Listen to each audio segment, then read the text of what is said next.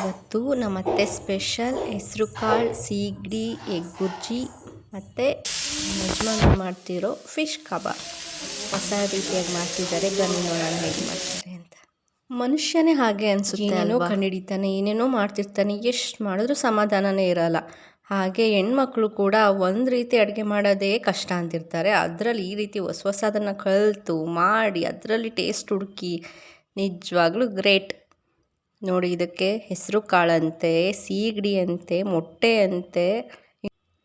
ಬರೀ ಇದಕ್ಕೆ ಹೆಸರು ಕಾಳು ಮಾತ್ರ ಅಲ್ಲ, ಹಸಿ ಕಾಳಾಗಿರ್ಬೋದು, ತೊಗರಿ ಕಾಳು, ಇಲ್ಲ ಅವರೆಕಾಳು, ಈ ರೀತಿ ಯಾವುದೇ ಕಾಳು ಹಾಕಿ ಮಾಡಿದ್ರೂ ಚೆನ್ನಾಗಿರುತ್ತೆ.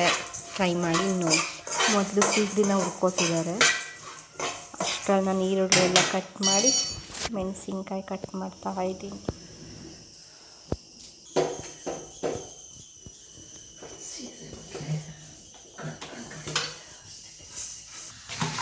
ತೊಳೆಯೋದು ಯಾಕೆ? ಮಣ್ಣಿರ್ತೈತೆ, ಕರ್ಮ ಅಂದ್ಬಿಡ್ತೈತೆ ಮಣ್ಣು ಅದರೊಳಗೆ, ಕಾಳೊಳಗೆ ನೆನ ಹಾಕ್ಬಿಟ್ರೆ ಮಣ್ಣೆಲ್ಲ ಬಿಟ್ಕೊತೈತೆ. ಬನ್ನಿ ಒಗ್ಗರಣೆಗೆ ರೆಡಿ ಮಾಡೋಣ.